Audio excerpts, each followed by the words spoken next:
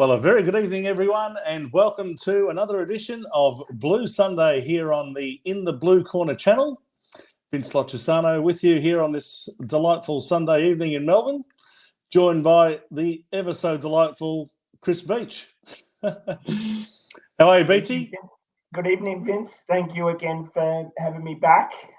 No, that's always a pleasure, mate, whenever you can cover for us. Of course, Steve Katib is actually going to be part of the show, but he's just making his way back from a trip to Sydney, I believe. So I think he's only just landed, and he'll be joining us as soon as he's able to do so. So stay tuned. Steve Katib will be joining us at some point during the show.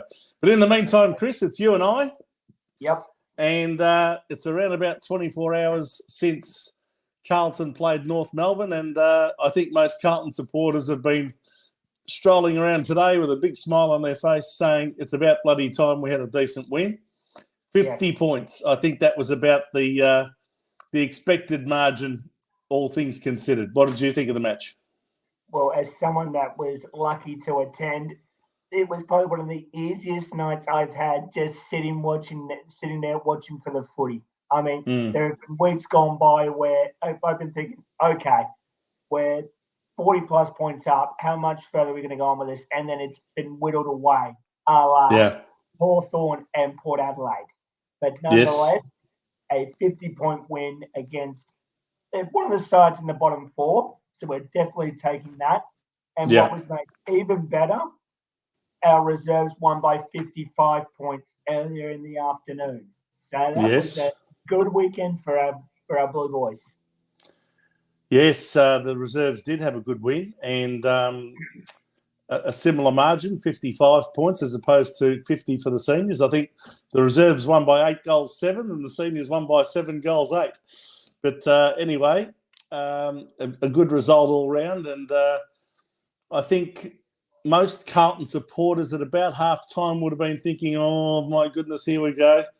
We had a 17-point lead at quarter time. We got off to a good start, 5-2 in the first. Then, of course, North Melbourne hit back a little bit in the second. Basically tied the scores, I think, at about 39 all at one stage. And we did kick away a little, but only held an 8-point lead at half-time. And I think everyone was thinking, oh, what's going to happen here? But that presented the Carlton players with an opportunity to finally prove that we can win a third quarter. And I've got to say, they really did come out and show what they were made of in that third quarter against North. That's the quarter that won the game. Yeah, I'm in agreement. I mean, when it was at halftime going into the third quarter, I thought, right, what are we going to be seeing from Carlton? And fortunately, when they get to the 7 goals in the third quarter, I was thinking, yes, this is about time. This is what we want to see. Now, good evening, Sandra McDonald. You have piped up with some comments. We will be touching on that momentarily because that report has just come out tonight. Yes, Nick Sandra, Lockie good evening to you. Nice to see you joining us for another show. Nick Lockie has also been offered a suspension for his tunnelling incident against Lewis Young. We might be touching on that a little bit later this evening, but we'll just get to the formalities and then we will touch on to the nitty-gritty. Yep, no doubt.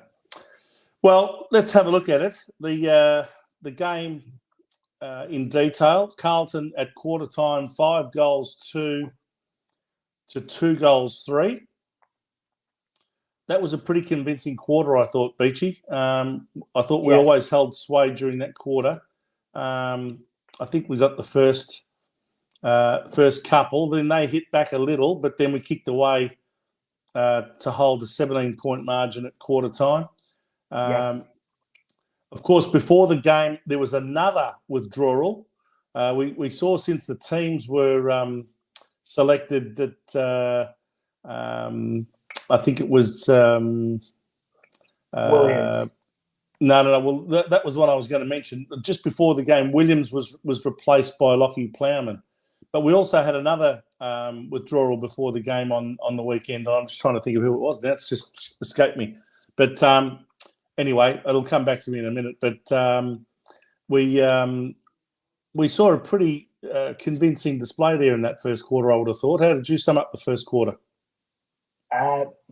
About expected. I mean, we've normally started off well against opposition, to the exception of Gold Coast, but we won't touch on that because Jack Carroll making his debut, getting the first goal. Well, that was the real highlight of the quarter, wasn't it? Jack Carroll's first touch in football was a goal. Joins the first possession, first goal club. Exactly, and he was prominent pretty much most of the evening as well, helping himself to more score involvements. Getting his teammates involved. Yes. It was just great to see. The other one I was thinking of was George Hewitt. He was the late withdrawal. Yeah. And so we had two very significant players there in Hewitt and Williams, both going out of the side, as well as, of course, the forced changes from the week before, being Pitnet, the main one, the ruckman. I thought he was a big loss, but I think the Conning held his own really throughout the night in the ruck. What did you think of that situation there in the ruck? I thought he broke even against Goldstein, to be honest, because when I found out that Pitnet was going to be out for 2 to 3 months, I thought, righto, this can go one of two ways. TDK will step up, or he'll get beat week to week. Yeah. Fortunately, last night he stepped up and broke even against Goldstein, who is an experienced ruckman, and of course he's getting older year by year. But nonetheless, I thought he broke even and did quite well considering the circumstances. Yeah. Yes, I agree with that. I thought he held his own pretty well, passed the test really. Let's hope he can keep performing well in the first ruck for as many weeks as it takes till Pitnet comes back. Second quarter, of course, this is the one where North Melbourne hit back at us a bit. They kicked 5 goals straight to our 3 goals 3. So they outscored us by 9 points for the quarter. If you look at the trends during that quarter, they basically had a 3-goal start to the quarter and basically whittled down the lead to 0. They matched us. I think it was 33 all at one stage, and then we kicked the goal, and then they kicked another one again. So then it was 39 all, and that's when we went on a little bit of a run after that. Kicked a couple of goals, then they hit one back. So at halftime, the game was evenly poised. We did hold an 8-point lead, but it was still anyone's game, that's for sure. Yes, 100%. How were you feeling at halftime? A little bit, a little bit nervous, considering our third quarter performances. Yes. But they were quickly allayed once we started kicking them and started kicking them beautifully. I thought Charlie Curnow and Harry Mackay on the night showed why they are such a dangerous combination. In the end, I think they scored 7 goals between them. Charlie could have probably kicked a lot more. I think he kicked 3 goals 4 in the end. But, it just goes to show you how important it is to have both of them in the side at the one time, and we're not just relying on one or the other. Yep, exactly. I thought Charlie had probably the best of the first half, and then Harry really came into his own in the second. Yeah. No, and so I think at halftime there was a lot of, umming and ahhing going on probably amongst Carlton supporters, and a lot of speculating about, wonder what we're going to see in this second half. I wonder whether we're going to go into our shells like we have in the last 6 weeks, where we get outscored and outpointed in the third quarter. But I think Vossi might have reminded them this is an opportunity for you to really show what you've got in this third quarter. We haven't won one for the entire year. Let's go out in a positive fashion. And they really did put the pedal to the metal in that third quarter, didn't they? When you look at what happened is, we got the first couple, then they got one back, and then we scored, I think, the next 4 or 5 goals for that quarter. Yeah. We really got on a bit of a run there, and by 3/4 time, I thought the game was pretty much done.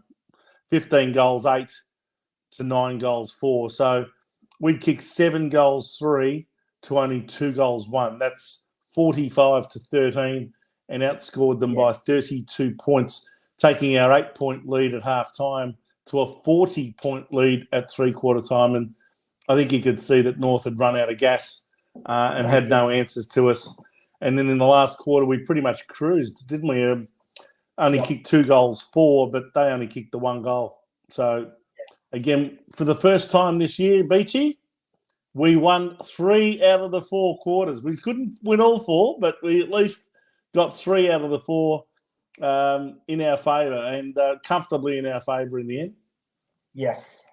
And that's but it's that third quarter. But it's that third quarter that really won the match, wasn't it? Yeah, it was. And like I said, it's actually quite satisfying because there were a lot of the players getting around each other, sticking up for one another. And yes. If you've seen years gone by, that has not happened. So when Lewis Young got tunnelled, there were teammates rushing over to get into the North Melbourne players.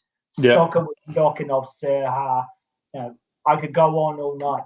And the moment of the highlight of the night for me, aside from Carroll's goal, Weird's goal for the 50-metre penalty.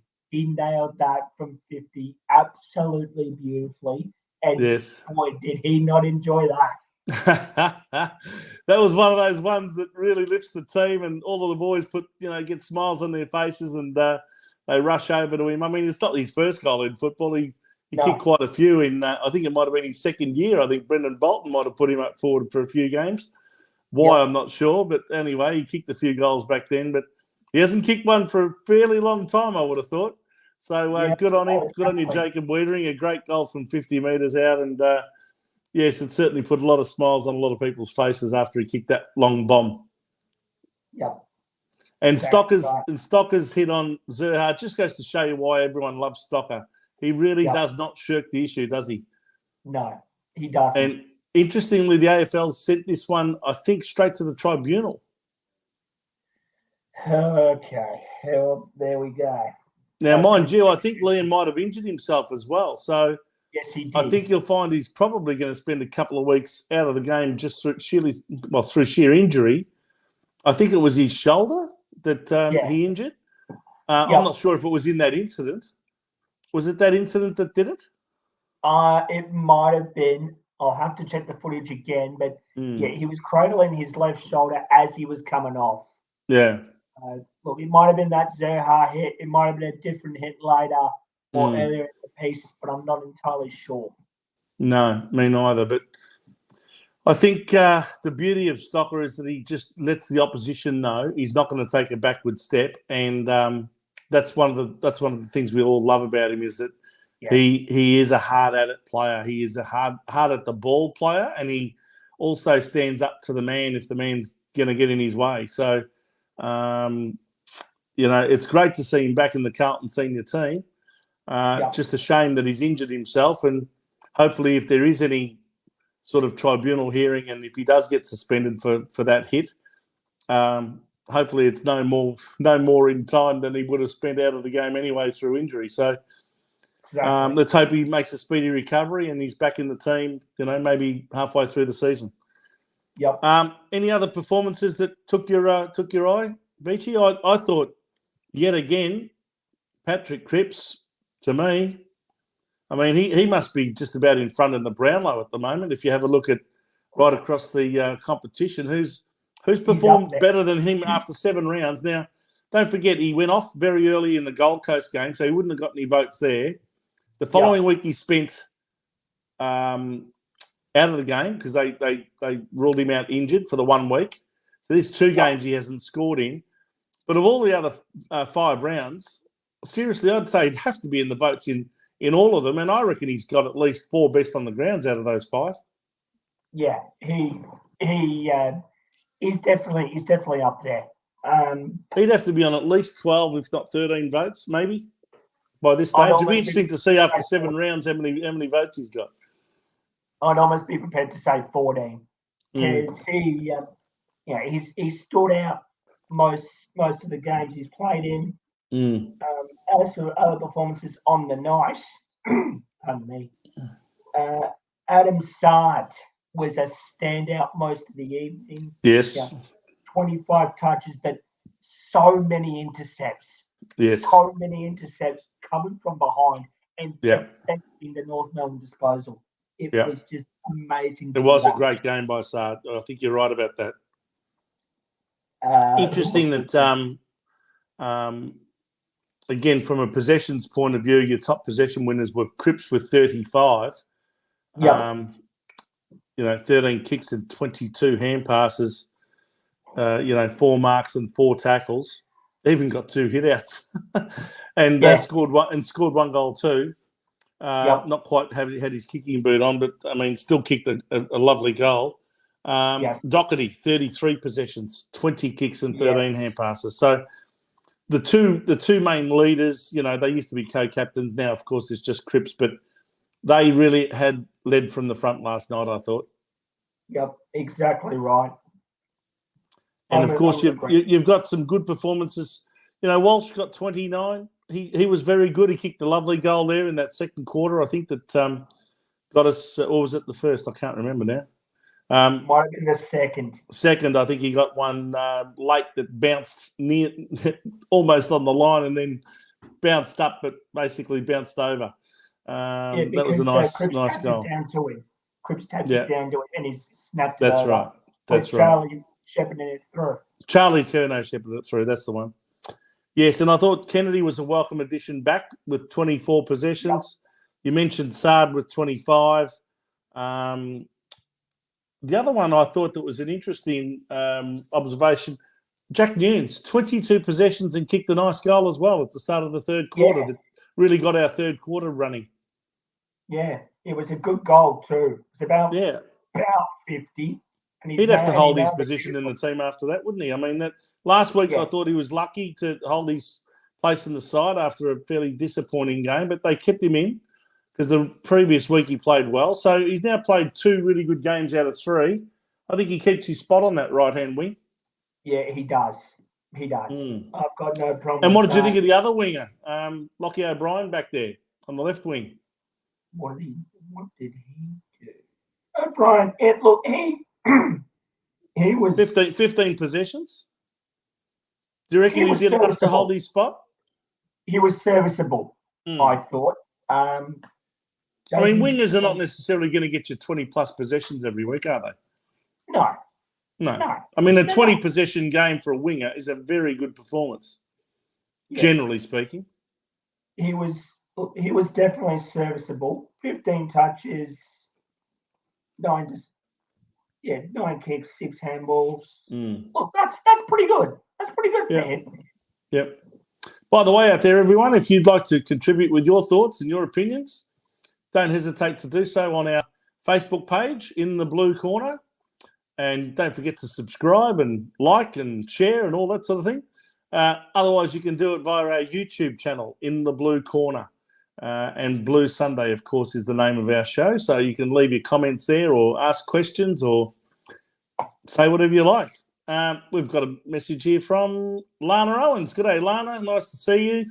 Good evening to you. Let us know what your thoughts were on the game. Sandra McDonald says the club should appeal. Against what? Against William Stocker? Yeah, I think that's in relation to Stocker. Lana was telling you about the cure, which you've already touched on. Yeah. Vlahos. Good day, Peter. Nice to see Peter joining us tonight. First game that Carlton has won 3 quarters against the bogey team. Well, against any team, Peter, whether they're a bogey team or not. Certainly, North Melbourne beat us handsomely last year. We've certainly turned that around this time. Finally played a premiership quarter in the third. Yes, that's exactly right, Lana. Our former reputation of being the club that does really well in third quarters back in the 80s. I think that's been long gone. But anyway, nice to see us win a third quarter.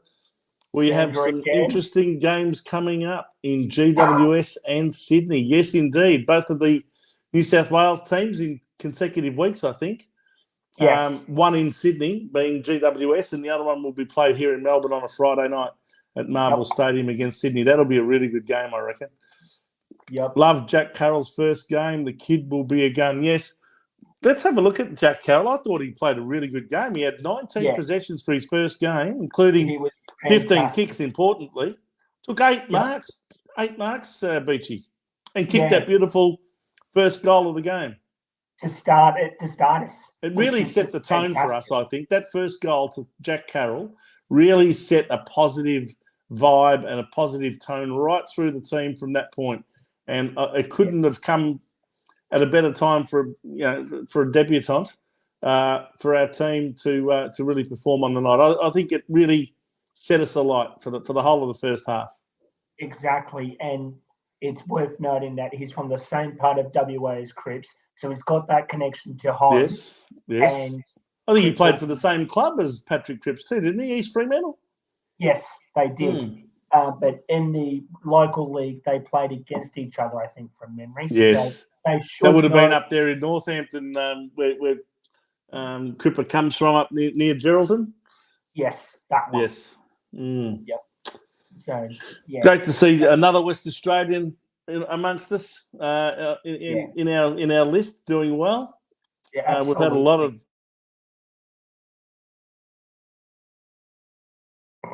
I'm not sure what happened there. Can you hear me? Yeah, I got you. All right. I just got a phone call. I just had to nick that one off. That's right. Keep going, Matt. So here we go.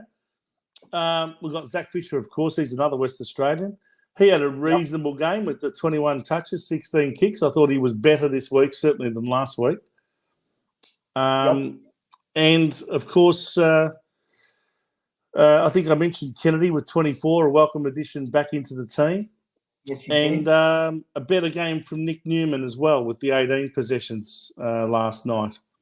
But Jack Martin as well kicked a couple of nice goals, probably justified his position in the team. Yep. Anyone that you were disappointed with? Cottrell made it onto the field eventually. He did. Only got the 3 possessions. But, this was after Cottrell came on for Stocker, obviously. Yeah. Is there anybody I was disappointed by? What about our two little small forwards? What did you make of their games? Now, you had Matt Owies with only 5 possessions, 4 kicks and a hand pass, but kicked 2 goals and laid 8 tackles. And Corey Durden, 11 possessions, didn't trouble the scoreboard at all, but had 8 kicks, 3 hand passes, and laid 4 tackles. Do they both keep their positions in the team, do you reckon? Honestly, I don't think I have an issue with them. Others might, but they were laying that forward pressure for us, and North Melbourne were succumbing to that very, very, very quickly, I thought. So, no, I think they can stay there for this week. Pretty hard to drop players in a performance where you win by 50 points. And one of the main reasons for that is because of the pressure that you put on, including players like them, that often do a lot of things that don't even make the stats sheet. So, it's the kick, it's the smothers, it's the tackles, it's the shepherds and all those sorts of things, the intercepts. They're the little things that count a lot. And in terms of putting pressure on the opposition, I thought they both played their part. I can't see who gets dropped as a result of that performance, to be honest. No, you're obviously going to have Stocker coming out with injury, but unless there's any other injuries, I think that's probably the only one. Yeah, agreed. Even Plowman, who came in for Williams, he didn't disgrace himself, did he? He got 13 possessions, took 4 marks, laid 4 tackles. I don't know what more you could expect out of a defender, but the dilemma here is, what if all of these other players are now available? What do you do? If all of a sudden you've got, and by the way, Paddy Dow played a really good game in the VFL. He was the standout, wasn't he? I think he got over 30 possessions in the VFL. He got 32, I think, from memory, if I get that correct. Yep. Sorry, 34 he got, 34. Yep. So, 16 kicks, 18 handballs, 2 marks. Not effect on the scoreboard, but that doesn't matter. The rest was taken care of.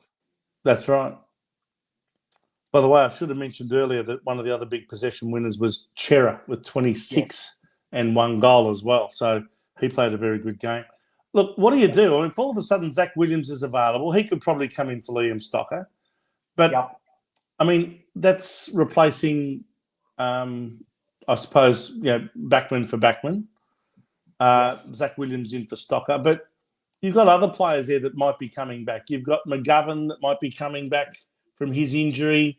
You've got the potential of bringing in Dow, because of his consistent VFL form. He deserves an opportunity surely at some point.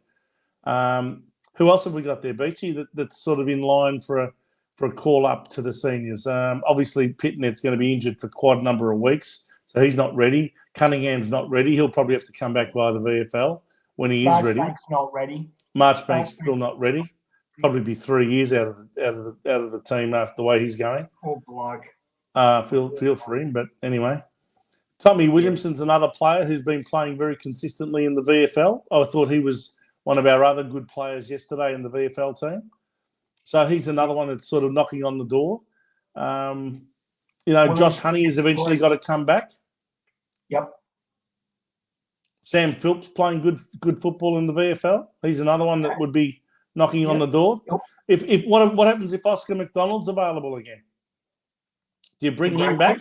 Do you put Lewis Young out and bring him back in? All these questions have to be answered, don't they? Yeah. I didn't notice Setterfield played VFL yesterday. What happened to him?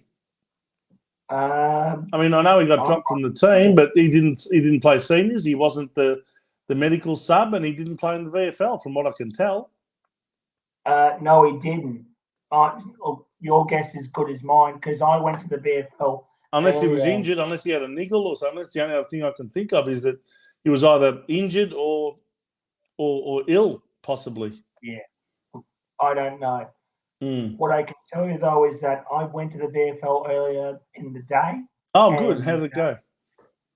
So, funny enough, we actually scored the same number of total points as the AFL boys. The AFL boys scored 114 total. Wow. The AFL boys did the same thing, 114. But this was 114 to 59. So 17 goals, 12, and 9 goals, 5. Gee, I wonder how many times an AFL and VFL team have done that on the same day in the same round. No, incredible. Exactly. That's very unusual, isn't it? Exactly. And as I said, the VFL team won by 8 goals 7. We won by 7 goals 8. Anyway, imagine if one of those points that we kick might have been a goal. It might have been exactly the same margin. Anyway, that's all for the stats people. Yep. Anyway, as I said earlier, we finished off with a 2-1 final quarter. What did you think? Did you think we took our foot off the pedal there towards the end? We didn't seem to score for a long time. In that last quarter, it's almost like the since about the 10 or 12 minute mark of the last quarter, I don't think we scored. Or when I say scored a goal, I think we might have got a couple of points, but I don't think we scored a goal. I think North Melbourne were the last team to score a goal with a few minutes left in the game, but we scored our first 2 in the first 10 minutes of that last quarter, and then we sort of went to sleep. Yeah, but by then, Vince, the damage I understand by then the game's shot, but would have been a good opportunity to really put them to the sword, wouldn't it? And have a really big win, like a 75 or 80 point win. No, I completely agree. And we need the percentage, don't we? I mean, we had a good percentage booster. Don't get me wrong. We went from, I think we were behind the ledger by 25 points at the start of the round, and by the end of the round, we're 25 points up because we had a 50-point win. So we've gone from, I think, 95% to about 104 or something like that by the end of the round. There you go. So it was a good percentage boost, but it could have even been better, I think. No, exactly. If we can't beat a side like North Melbourne by 8 goals, well, I don't think we'd beat anyone by that much, to be honest. They are struggling this year, and West Coast is another team that seems to be struggling. And when we play them over in Perth in July, I would think that all things being equal, that we should be able to come away with a big win over them. Exactly, and to shush some West Coast supporters that live in WA as well as Victoria. That's for sure. Because we've not beaten them in a little while. Mm. Not since we've left Subi, we haven't. Yes, that's true. Well, let's look ahead now to our next game, Beachy. Yes. We play Adelaide Crows next Sunday. That's Mother's Day, of course, Sunday the 8th of May. But at least it's at 4:40 p.m, so you'll have a good chance to catch up with Mum and have a nice lunch with her, and then head off to the Marvel Stadium and watch Carlton play Adelaide in the very late game on next Sunday. So our show next Sunday will be about 3/4 of an hour after that one finishes. So that game will be over by around about 7:15, 7:20, something like that. And our show will start at 8 o'clock next Sunday night, of course, as per usual. So hopefully we can talk about a big Carlton win, but nothing's 100% guaranteed. And Adelaide got their backsides kicked yesterday, of course, unexpectedly, if you ask me, by GWS, but they really did spank them, didn't they? I mean, absolutely. At home, Adelaide got embarrassed, 54-113, and that's a massive 59-point thrashing, really. In fact, GWS took their foot off the pedal a little bit in that last quarter and let Adelaide in for some late goals. And, Adelaide ended up kicking 5-3 in that last quarter. But, the game was always 10 to 12 goals to GWS by about halfway through that third quarter. I think they were in front by nearly 80 points at one stage. Yep, that's right. So Adelaide sort of put in a bit of an effort towards the second half of that third quarter and all of the last, but the game was shot by then. It was a very comfortable 10-goal victory to GWS in the end. Yes. Did you see that one coming? No, I didn't. I had tipped Adelaide much like everybody else. And isn't it funny how from week to week you just can't tell? I mean, Adelaide had a stirring, inspirational 1-point win over the Western Bulldogs in Ballarat last week. It looked like it really would have spurred them on to bigger and better things from that point on. GWS had an uninspiring loss to St Kilda over in Canberra on the Friday night and looked, like a team you wouldn't put your money on for quids. And yet this week, Adelaide comes out on home soil and puts in a shocker, and GWS smacks them. How can you predict football, hey? You can't. You just can't. Oh, dear. Good luck if you're a betting person. But now we're going to be facing up to Adelaide next Sunday afternoon, late afternoon. What can we expect from them? I would have thought that they're going to try and come out breathing fire. Yeah, I reckon so. I mean, look, the last time we played them, we won. So, and it was at the same venue and on exactly the same time slot. I think it was a 4:40 start last year too, on a Sunday afternoon. But there was a good point made, I think, on social media by someone saying Mackay and Etihad or Marvel or whatever the hell you want to call it is a completely different beast. Under the roof, with those vice-like hands, he will just be kicking them every time. Because there's no wind, no weather to speak of. It's all just, it's as calm and as unaffected by wind and rain and hail and whatever else as you can get. And Harry seems to perform very well under the Marvel Stadium roof, doesn't he? Yes, he does. He can launch at a football and take a big, strong contested mark. And he seems to have a lot more confidence doing that at Marvel than he does at, say, the MCG or anywhere else. Yeah, exactly. It's actually quite great. It's actually quite good to see because once he has his confidence up, his confidence stays up. And that's what's important. Yeah, no doubt. I just love the way Charlie's playing at the moment, I've got to say. I think he's been a massive difference to our team this year. I know he came back in the last 4 weeks of last year, but I think that was more than anything just to sort of give him a bit of a road test for 4 weeks and just get him back into the team and, seeing if that knee would hold up. this year, with a pre-season under his belt, he's really looked the goods. And I think he's got some really good football ahead of him, Charlie Kern. I think we can be very excited by what he will bring to the table. Again, touch wood, that he doesn't get injured. If he can stay injury-free, I reckon he's going to be bringing a lot of exciting football for Carlton supporters to watch in the next few years. I think the next 5 years are going to be really, really exciting for Charlie if he can hold up physically.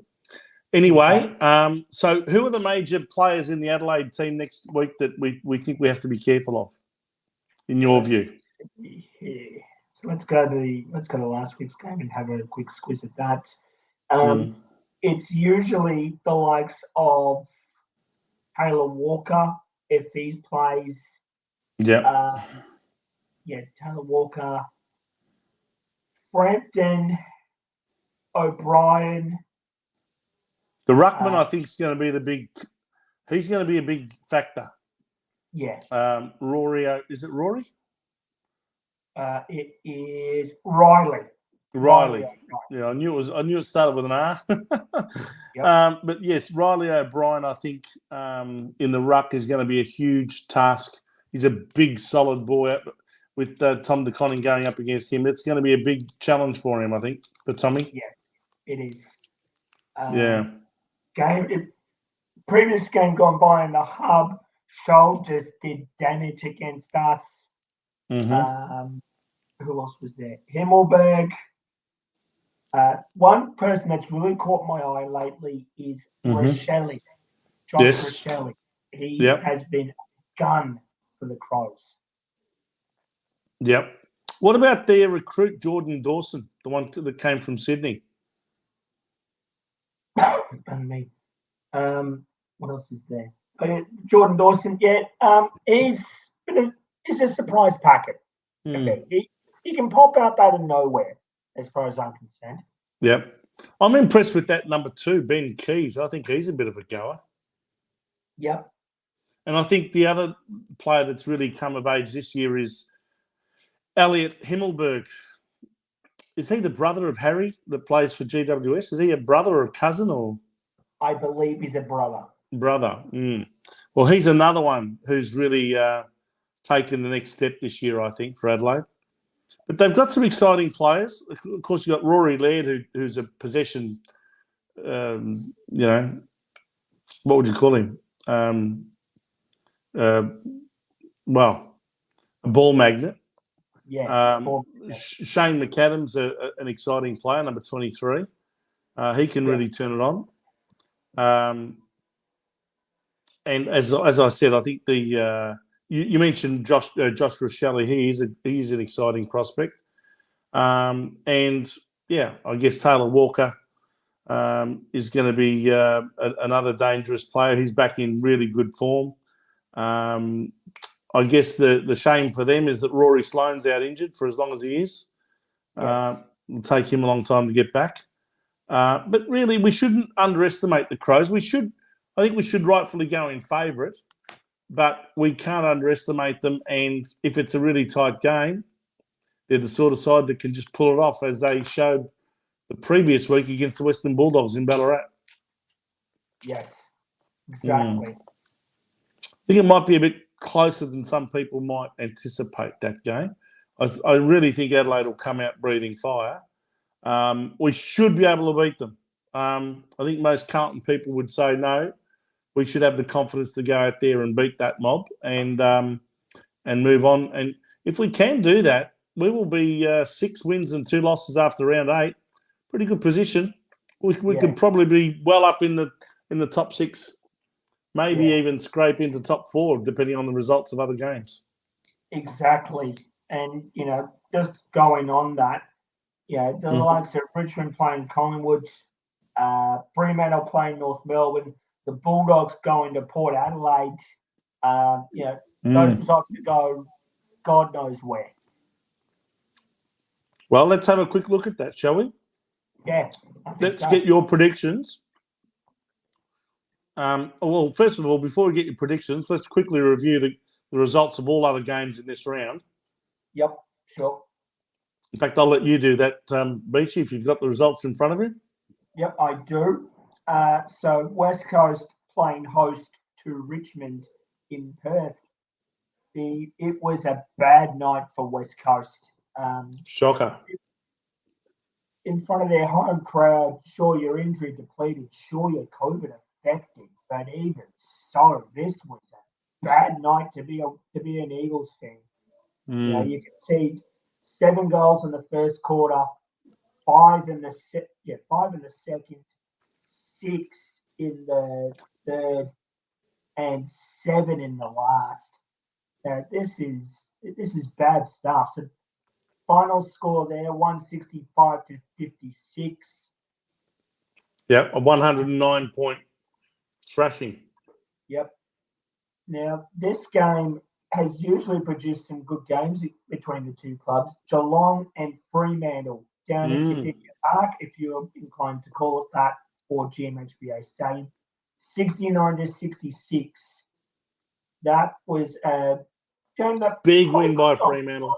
I think they passed a very big test there yesterday. Yeah, a very big test, and not easy to beat Geelong there on a Saturday afternoon in front of their home crowd.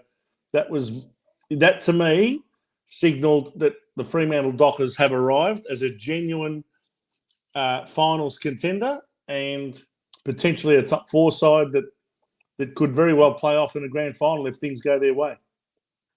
No, exactly. And here's a stat for you. Fremantle scoring from midfield chains, 8 goals, 755. And 4 goals to 26 to 1 straight 6 from boundary throwing clearances is what helped get there. Even though they won by 3 points, they still had that scoring power, which is just crazy. Yep. No, they're look, and they showed us last week why they ought to be taken seriously. So when you consider what they did to Geelong yesterday, I think we can then look back on our defeat against them and say, well, we may have lost by, 36 goals, I think 35 points. We may have lost by 6 goals on their home ground, but that's not necessarily a loss that we ought to be, ashamed of. Yes, and that it's not a result that's probably, it's a result that may very well happen to quite a lot of sides this year. So, yes, it tells us that they're better than we are at the moment and that they are far more advanced, but it also puts in perspective who we've lost to and what they're capable of doing. So, I think it sort of gives us a good snapshot as to where we are. Yep. All right, let's keep moving on a bit more quickly. So we've got Adelaide, of course, as I mentioned, losing to GWS by 59 points in a canter, really. GWS showing us why they should be considered better than their ladder position at the moment. That was only their second win of the season, but they are capable, if they can string a few wins together, they are also capable of challenging for the 8, as they did last year. And in fact, they did make it. They made it last year after being out of the 8 for much of the season. Yep. So they're not to be taken lightly, GWS. How about the Melbourne Hawthorn game? What did you make of that? Melbourne, I thought were going to win that. I didn't think it was going to be by 10 points, though. That is what shocked me. Well, I think what you've got to put in perspective here, I was actually impressed with what Melbourne did. I thought Hawthorn posed a real threat. Melbourne had a lot of players, and also including their senior coach, out with all of these COVID protocols. They had a lot of players that would normally be an immediate selection in their team out of the side. So they had to go in with at least half a dozen players that probably would not, under normal circumstances, have played for the side that day. But it just goes to show that they've got genuine depth. Those players were able to come in, play their role, and I think, really, they can be mighty pleased that they walked off with the 4 points. I thought that posed a real danger game, that one yesterday, and Hawthorn would have been potentially capable of causing a big upset there. Yep. Do you see it that way? Yeah, I do see it that way. They've taken a bit of time to get going, but under Sam Mitchell now, who knows what it's like, he will be passing the knowledge on to those young players. It was their third quarter that really did it, wasn't it? They scored 6 goals 4 to 3 goals 3, and I think that's the one that really gave them just enough breathing space. I think they held a 28-point lead at three-quarter time. Now, they only just fell in. They didn't even score a goal in that last quarter. And Hawthorn scored 3 goals 4. But I think the Melbourne players knew what they had to do to hold on to that lead. Ably led by their captain. How amazing is Max Gawn? 29 possessions for a ruckman, including 19 kicks and 10 hand passes. Took 6 marks, laid 3 tackles, got his 35 hit-outs and kicked 2 magnificent goals, including one from outside 50 that was just an absolute perler. Clearly best on the ground to me. Yeah. And Oliver and Petrarca and Brayshaw, again, those 3 midfielders, along with Jack Viney. Todd's his father, of course. Those 4 kept their midfield together. But I guess when you look at the Melbourne team, you had players in there that I would have thought would normally not get games, like Chandler and Bedford, Dunstan.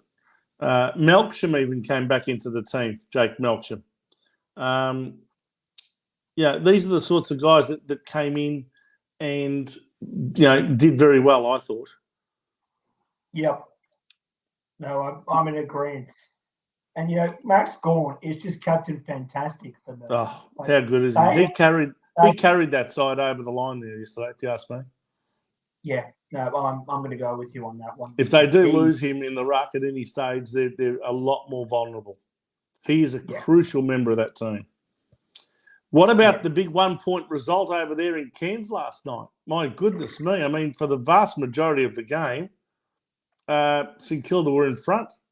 But right when it counted, Port got a couple of points. I think St Kilda had a 1-point lead with about 7 minutes to go, 42-41, but then Port Adelaide scored 2 points and they got over the line by a point. Yeah, and St Kilda only had themselves to blame. They 2-3, 3-6, 3-13 in the third quarter.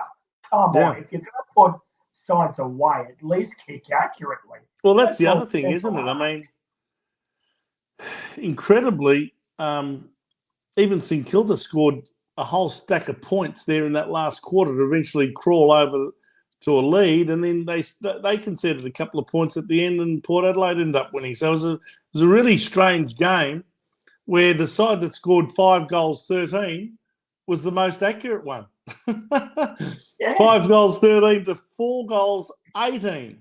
I mean, that's almost unforgivable kicking for goal, isn't it? From both sides, really. Exactly. I mean, now I've been to Kazali Stadium, and look, it's not the most closed off ground. It's quite open, so you're going to have quite a wind blowing through. But even so, you have to account for that every single time you go up there. Yeah. Well, 9 goals for the whole game. 9 goals 31. How's that for inaccurate kicking? 9 goals 31 between them. Goodness me. Anyway, St Kilda will be ruining that loss because that could have had them as one of the 3 teams, it would have been, on 6 wins and 1 loss after 7 rounds. But that loss now puts them back into 4th position together with the Sydney Swans on 5 wins and 2 losses. And the other team that's on 5 wins and 2 losses is? Us, exactly. And there we are in 6th position with an inferior percentage of 104.5 as opposed to the other 2, St Kilda and Sydney, who have percentages of 128.7 and 123.5 respectively. But I guess, so long as you win, I suppose percentage doesn't mean a lot. Geelong's next in the 8, along with Collingwood on 4 wins and 3 losses each. They're on 16 points. And so out of the 8 are all the teams that are on the negative side of the ledger, as in more losses than wins. They've got 3 wins and 4 losses, and that is Richmond, Western Bulldogs and Hawthorn, as well as Adelaide. So there's 4 teams on that. Then the next 3 teams, Port Adelaide, Gold Coast and GWS, are on 2 wins and 5 losses, hanging on to their finals chances by a thread, you would think. And I honestly think you can put a line already now through Essendon, North Melbourne and West Coast. Can't see them making finals. Yeah, 1 win and 6 losses. There's no way. There's no way. You wouldn't think so. Yeah. Exactly. So there you have it. There you have it, Beachy. The other results from today were Collingwood 115 over Gold Coast 90, 25-point win to the Magpies, puts them back in the 8. The Doggies, they held on to their finals chances by having a 32-point win against Essendon after last week's 1-point heartbreaking loss to Adelaide. They came back well today and won comfortably by 32 points. And probably the match of the round in terms of ladder position would have been the last one, Sydney versus Brisbane at the SCG. And Brisbane just showed why they are considered to be the main contender to Melbourne this year by winning that game by 24 points in a very impressive display. Yep. One of the negative things to come out of that game was a shoulder injury to Joe Danaher. Looks like that might keep him out for a few weeks. Yep. I think they need to bring back Eric Hipwood if he's back and fit again. Yeah, not sure if he's ready yet, but he'd have to be in contention. So next week, let's go through them. What do you think? Just give us your prediction. In a word, Port Adelaide versus Western Bulldogs. Now, mind you, there's 2 Friday night matches this coming week. There is. One in Adelaide and one in Perth. So the one in Adelaide is Port Adelaide versus the Western Bulldogs. That's at 7:30 p.m. Australian Eastern Standard Time. 7 p.m. in Adelaide. Who do you like there? Dogs. I just think the Dogs are going to do it. You reckon the Dogs are going to do them? Okay, like they did in the prelim final last year. Yeah, but I don't think it'll be that badly, though. Not this time around. Port will have a bit of confidence, and it shapes up as a really good game because Port Adelaide have found some form all of a sudden. Beating St Kilda up there in Cairns was a big victory for them after they beat West Coast the previous week. Now, West Coast is now, I guess, one of the easy beat type of teams down the bottom of the ladder. So nothing to write home about yet, but yeah, I can see why you'd like the Doggies a bit more. I don't know. Yeah, I'd probably go along with you. I'd probably say the Western Bulldogs just. Not by a lot, though. Yeah. Fremantle is the other Friday night game, hosting North Melbourne over there at Optus Stadium. Who do you like there? I'd have to say Freo. I think Fremantle comfortably. Yeah. Very comfortably. In fact, if they're going to prove themselves as a top 4 side, they need to win this match by the same sort of margin as we beat North Melbourne. Yeah. In fact, I'd say they probably need to win it by more. 10 goals. They should be able to beat them by 10 goals. Yes. Okay, Saturday afternoon at the MCG, traditional rivals Richmond versus Collingwood. This should be a great match. Two teams that are probably both mid-table. They're both hovering around the 8, in or just out of the 8. In fact, I think it's 8th versus 9th on the ladder at the moment. It is. It is indeed. Yep. So who do you like? It's 9th versus 8th. Richmond versus Collingwood at the MCG. Shapes up as a big match, doesn't it? It does. And the who do you like in this one? The Carlton supporter in me says pugs on both your houses, but if I had to pick one, yeah, I think Collingwood have the more confidence in themselves to do it. Do you realise that Dustin Martin is going to be back next week? Now I do. Well, yes.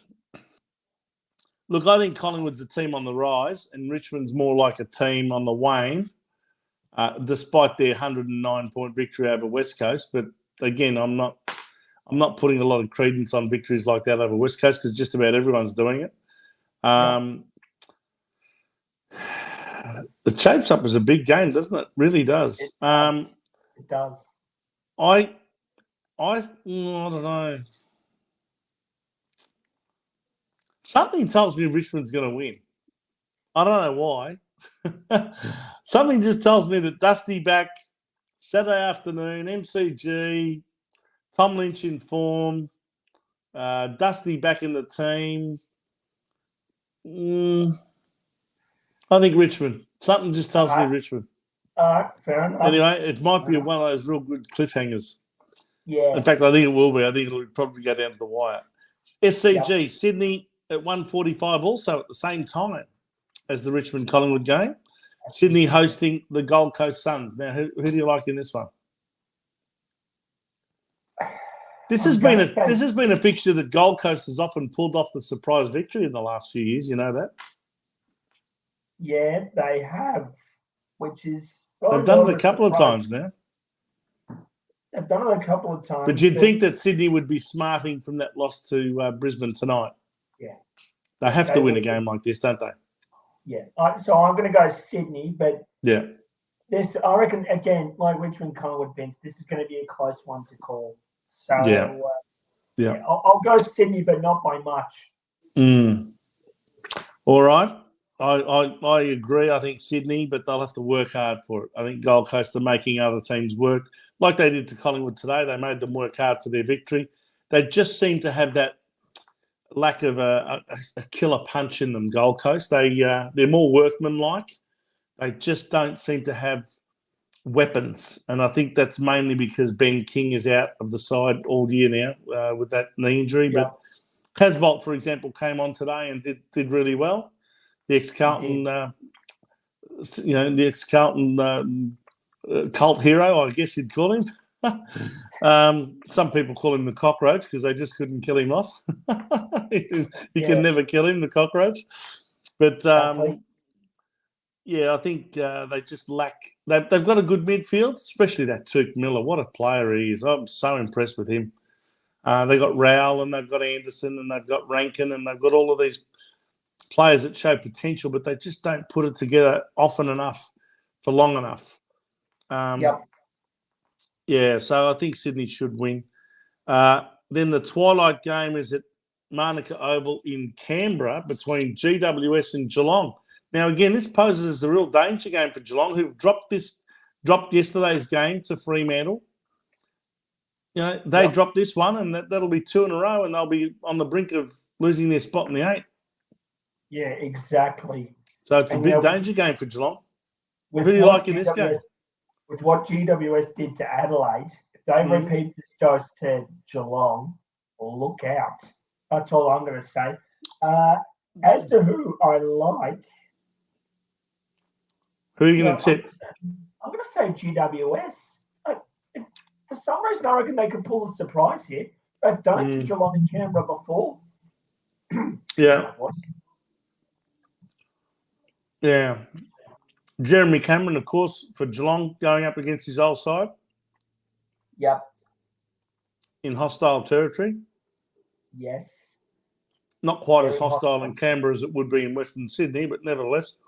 No. Yeah, look, I'll be cold though. I'm going to say Geelong will hit back and win, but wouldn't surprise me to see GWS get up. Yep. They'll be desperate too because they need to win games like this to hold on to their finals chances. Yep. Marvel Stadium on Saturday night.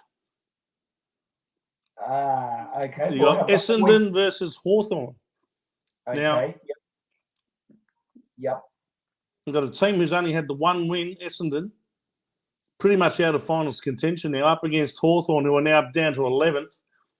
Still got a good chance of making finals, but they're now at 3 wins and 4 losses. They've had a lot of good, what you'd call honourable losses, Hawthorn. That game against Melbourne's one of them.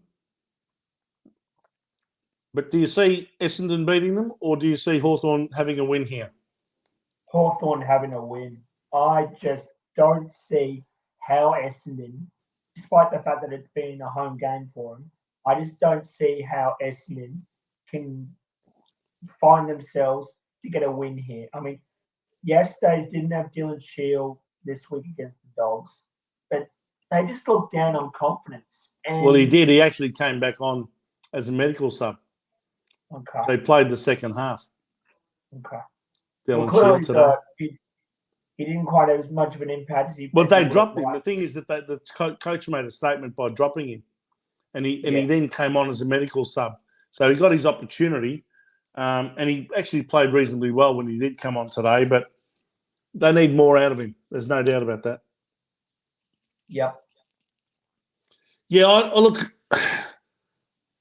I think Essendon. I think you're right. I think Hawthorn probably deserved to win this match.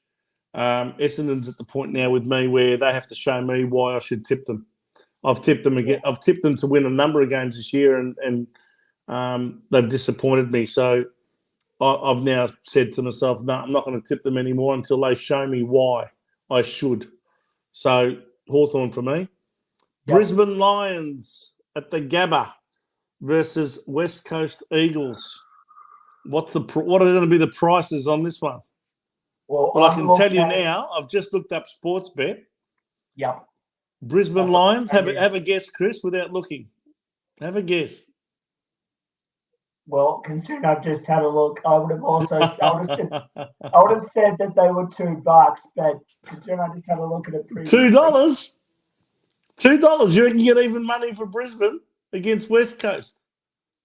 Brisbane. I've already had a look. I already know it's $1.02. $1.02. Now, for those of you who don't understand betting, that means you've got to put on $1 to win 2 cents.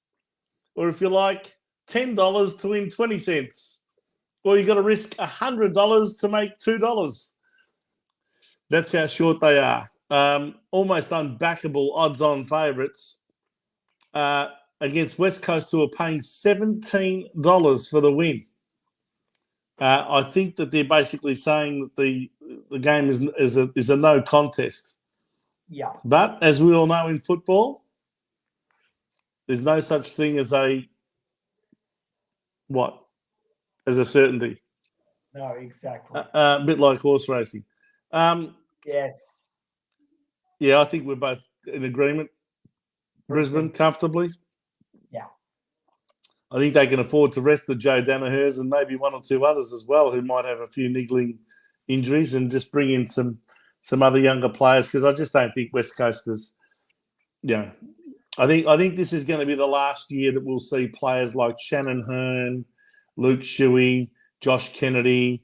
I think there's going to be a lot of, and don't get me wrong, I mean, even like Josh Kennedy's still performing very well. I think he kicked 4 goals in the losing side on Friday night. But, it's been left up to guys like him for too long now. They need to bring some new players in, and they probably need to go through a couple of years of pain in rebuilding that team. Whether they stick with Adam Simpson, I'm not sure. I think they probably should at least give him a chance to rebuild that team. He's proven that he can build them into a premiership team like he did in 2018. But, I think the writing's on the wall that West Coast is floundering, and they've got an ageing list and a lot of players that look pretty done, if you like, done as a dinner. Yeah. And that's how I see it anyway. What about you? No, I'm in agreement. They might need to even trade out a few players that are not necessarily ready for retirement, but just look like they need a change or, I don't know, different scenery. I even thought that, players like Liam Ryan and Willie Rioli and, even Tim Kelly, they just don't look like they're that inspired or interested at the moment. Yeah, exactly. And they're not prepared to do the hard yards. Maybe they need to be traded out. I don't know. And if they aren't prepared to do the hard yards, then hard decisions have to be made by West Coast Eagles management. So Correct. Let's just see how that plays out. We're both in agreement it's Brisbane. Anyway, we'll spend enough time on a side like West Coast. Yep. On to the Sunday games. There's only 2 of them. There's only 2 of them, and one of them's ours. Yep. Sorry, my thing's just frozen there. Beachy, what was the other game on the Sunday? Melbourne and St Kilda. Now that's going to be a top game, you'd think, wouldn't you? Yeah, that's going to be a beauty, that one. Who do you see winning that one? I would be saying Melbourne, but St Kilda will be hurting from that 1-point loss to Port Adelaide. Mm-hmm. So they may come out breathing fire, just like the West Coast, just like the Adelaide Crows may be coming to breathe fire against us.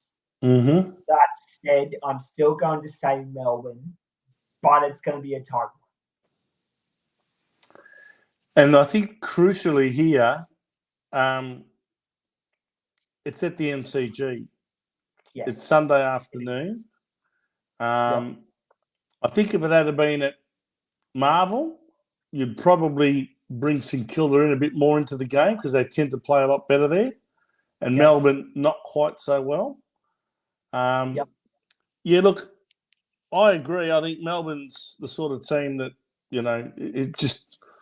they have gears. When they, like against Hawthorn, they weren't playing their best football. They were looking vulnerable. They were looking all like, gee whiz, this could be an upset. And they just put the pedal to the metal and the foot to the floor in that third quarter and went bang, bang, bang, bang, and all of a sudden they're 4 goals up. I just think they've got the ability to win games like that and win them ugly if they have to. Now, I'm not sure what the weather forecast is going to be like for next Sunday, but Sunday afternoon, early at the MCG, I'd probably back Melbourne to win a game like this. But, sooner or later, Beachy, they're going to drop one. And I'm not sure what sort of team they're going to drop the first game to. Last year when they were on that big run, they eventually lost one to Adelaide, I think by a point over in Adelaide. And a couple of weeks later, they lost to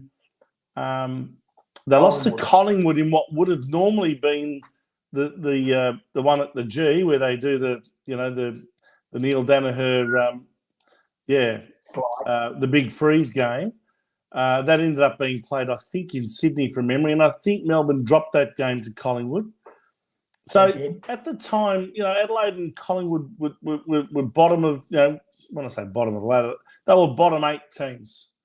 And it just goes to show you, if you're 5% off your game, 10% off your game, you're going to lose. And sooner or later, someone's going to get Melbourne. And I think St Kilda's the type of team that could just do it. So I'm not going to write off St Kilda. I'd probably be tipping them if it was actually at Marvel, but I won't because it's at the MCG, and I think Melbourne play a lot better there.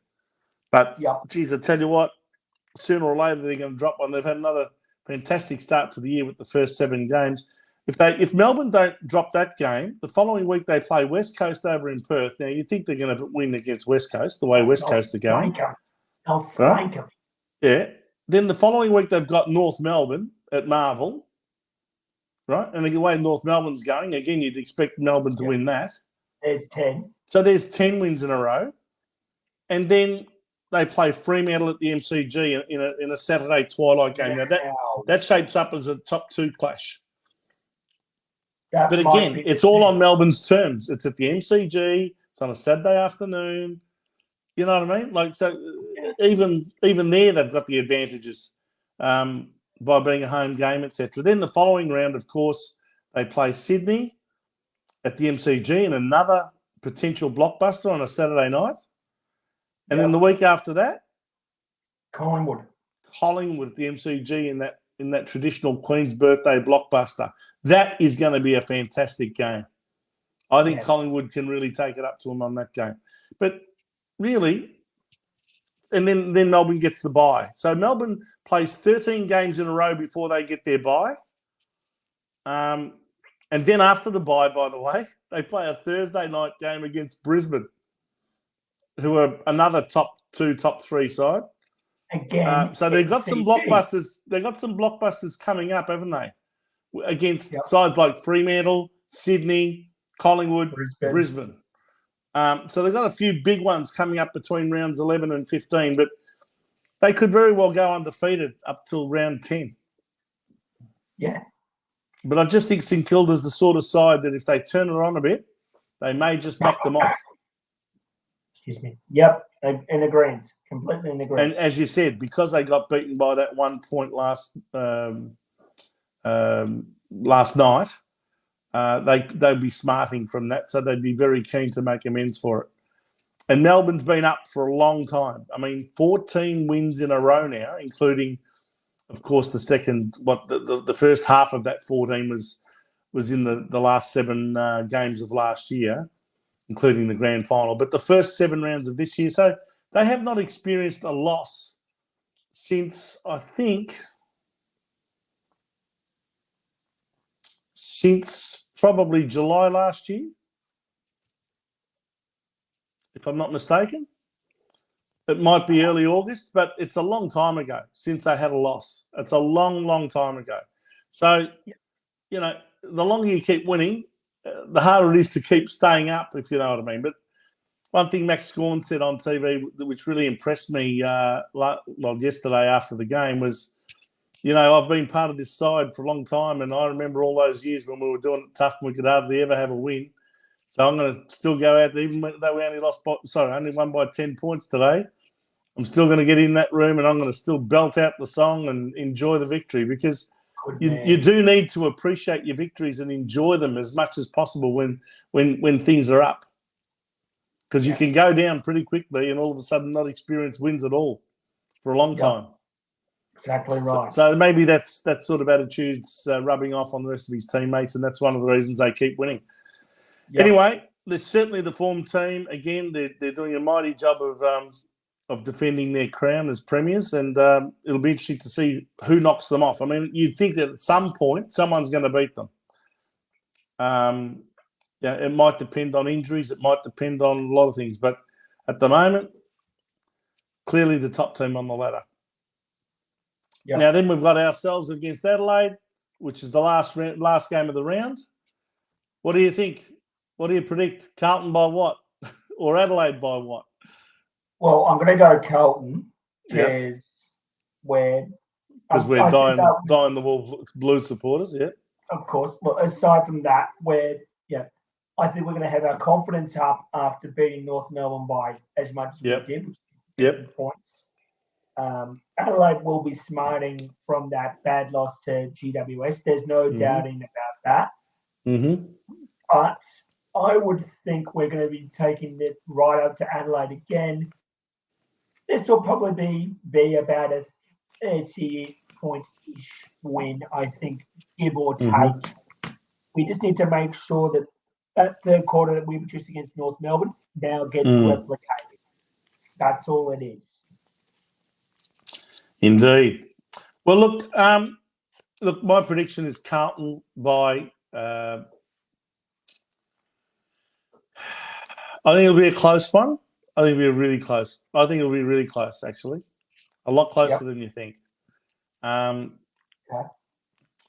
think it'll be Carlton by 8 points. There you go. All right, I'll take 8 points because it means that we're not having to go through another heart attack. But it's less than a kick victory. Well, put it this way, it doesn't matter whether it's by 1 point or 100 points, as long as it's a victory and it's a W in the W column. Right. So, look, I think we can get over them, but I don't think we'll have it all our own way. And at some point, they'll challenge us. A bit like North Melbourne last night. They challenged us in that second quarter by coming back at us. We were good enough to hold them off and then kick away again.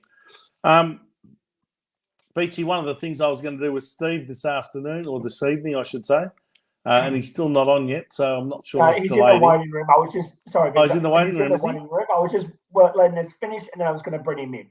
So all right, let's bring him in and have a quick chat with him. There he is, Mr. Stephen Katib. Nice to see you, mate. Good evening, Vince. I hope you haven't been in the waiting room too long. No, it's fine. Just listening to your thoughts. What do you think? I'll just quickly ask you for your thoughts on the victory and very briefly. That looks like Joe Lutz has joined us from Bangkok. What's he saying? Get on the Blues for the flag and Cripper for the Brownlow. Geez, how he's changed in 1 week. Anyway, I think we did what we had to do, Yeah. Vince, and it was good to win, but at the same time we did what we had to do, and shook off North Melbourne eventually. Yeah. And what about next week's game against Adelaide? What do you expect there? It should be a really close game. If they can keep it to a low scoring game, I really think it'll be a very tough game for us. If we can get it to a shootout, I think we will probably win. So it just depends on which way that'll go. Yeah. I think if they don't defend well, I think our forwards will have a field day, to be honest.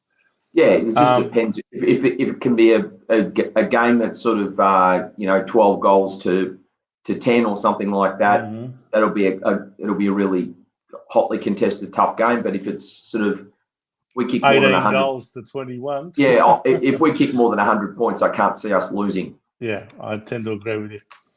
All right, now Steve, we saw the AFL release the next 4 rounds after. They had already disclosed where rounds 10 and 11 were going to be a few weeks ago. Then during the week, I should say, they released the next 4 games. I think it is between rounds 12 and 15. Yep. Which takes us right through that period where teams have a bye, which is essentially rounds 11, 12, and 13. So by the end of round 13, everyone will have had a bye. And, of course, one of those is ourselves in round 12, I think it is ours. Yes. So the first of those 4 weeks that they released, which was round 12, we actually had a bye. So I guess that doesn't affect us. But rounds 13, 14, and 15, we finally see Carlton get a Friday night game again. How long has it been? Now, it's not a Carlton home game, mind you. No. This is actually an Essendon home game, and it is celebrating the Essendon Football Club's 150th anniversary, and they chose this game as the one they wanted to have the big celebration against Carlton on that Friday night. What do you reckon? Look, it's obviously all about marketing and getting the viewers and the crowds to it, and especially being such a big occasion for them.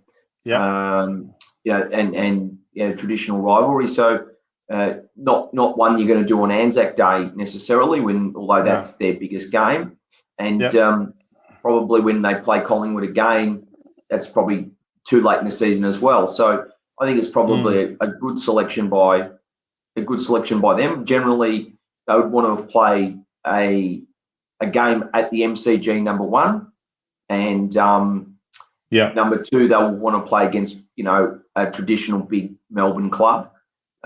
Richmond, they have the Dreamtime game, so you can't do that. Collingwood, as I said, Anzac Day, you can't play that game. So it then starts to get down to Carlton as the next choice. So, that's logical for mine. Yep. And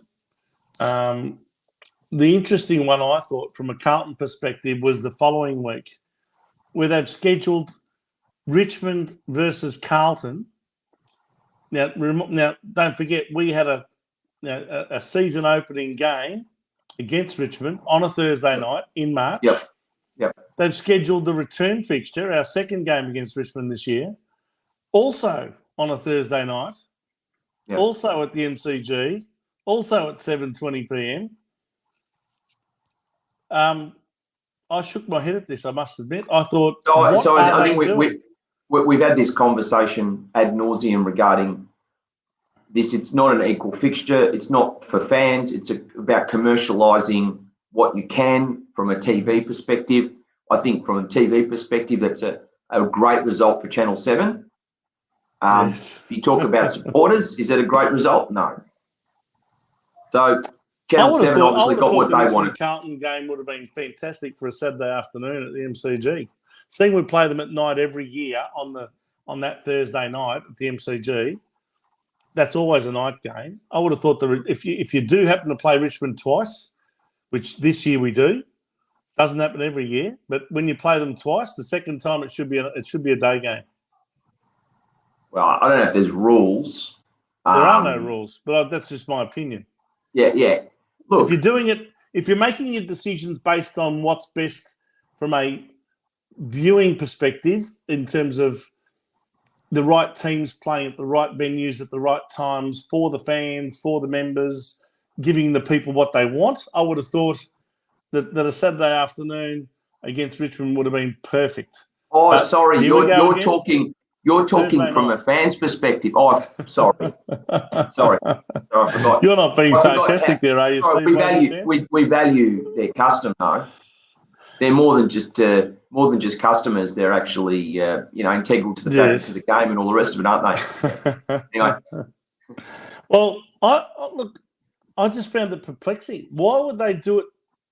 I don't think we've ever had that before, have we? 2 Thursday night games in the same season against the same opponent at the same venue at the same time. No. Look, yeah, it's madness, absolute madness. But am I surprised? Probably not. This is, as I say to you, all about the TV and nothing to do with the fans. They have to try and cash in, and there's obviously been a lot of pressure from the broadcasters to give them what they want regarding that. Look, that particular round, we've also got to remember this. The AFL's trying to, during those rounds where there's 6 teams having a bye every week. Yeah. So we're talking rounds 12, 13, 14. Sorry. Yeah. Yes, 12, 13, 14. 6 teams having a bye every week. Yeah. Now, that leaves only 6 games between 12 teams. Yes. In that particular round, the better teams in the competition, most of them are having a bye. So you've got Brisbane are having a bye. Fremantle are having a bye. Melbourne are having a bye. Collingwood, which is in the 8 at the moment, they're having a bye. So the other 2 teams were Hawthorn and North Melbourne. Now, that doesn't leave a lot of blockbuster games to have on a Thursday night. So they've chosen the Richmond-Carlton game. Yeah. When you look at the rest of the round, you've got St Kilda versus Essendon at Marvel Stadium on the Friday night. Essendon not exactly travelling brilliantly. I mean, they're bottom 4 at the moment. The Saturday day game, Port Adelaide versus Sydney at Adelaide Oval, 1:15. I would have thought that would have been the one to do on the Thursday night. Agreed, because Adelaide Oval is generally a night venue for a lot of the games.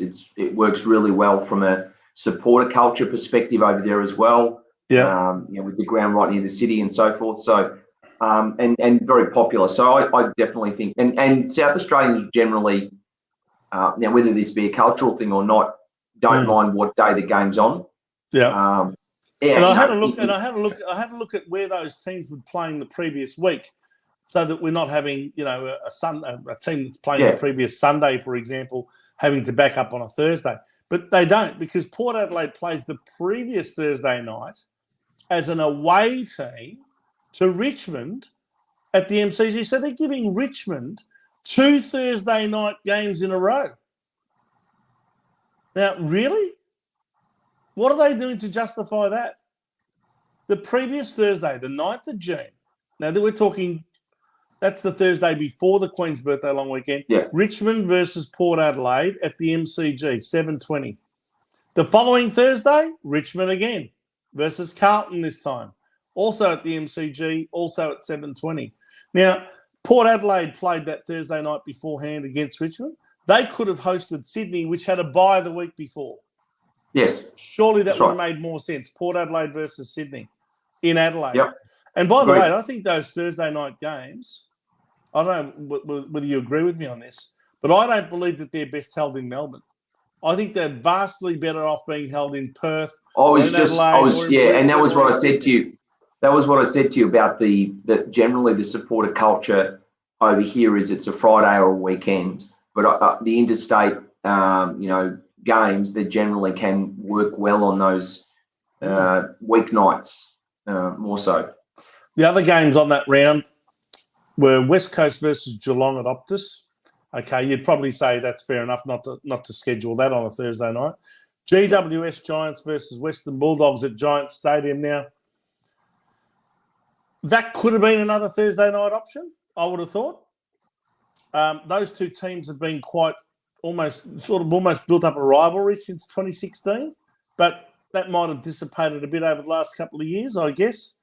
The only other game for the round was Gold Coast versus Adelaide at Metricon, which again you'd probably say fine, fair enough not to schedule that on a Thursday night. They've decided to go with Richmond versus Carlton. I think they made a mistake. That game should have been on the same Saturday afternoon that Port Adelaide is playing Sydney, and the Port Adelaide-Sydney game at Adelaide should have been on the Thursday night. Agreed.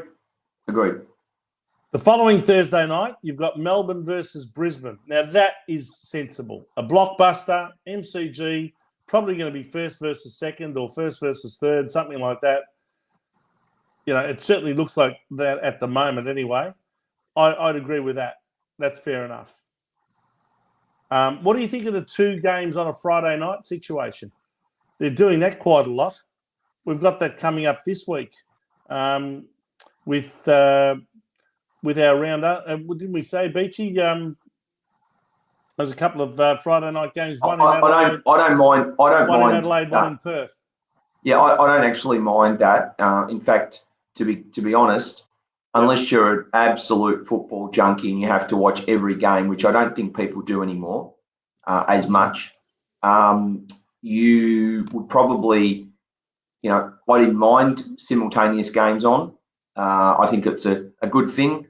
Mm-hmm. I know it's not the old days where the scoreboard would say A versus B and C versus D and so forth, and you'd have to work out which team was from the record. That was in the days when every game started at exactly the same time. But yeah, we're not going back at least the games are a good hour apart, aren't they? I mean, the Adelaide game will be starting 7:38 Australian Eastern Standard Time, and the Perth game will be happening at 8:40 or something like that. So at least there's an hour and 10 minutes. A bit like on the Sunday, you've got a game starting at 3:20 and another game starting at 4:40. So by the time the 3:20 game's over at 6 o'clock, it's time to watch the second half of the other game.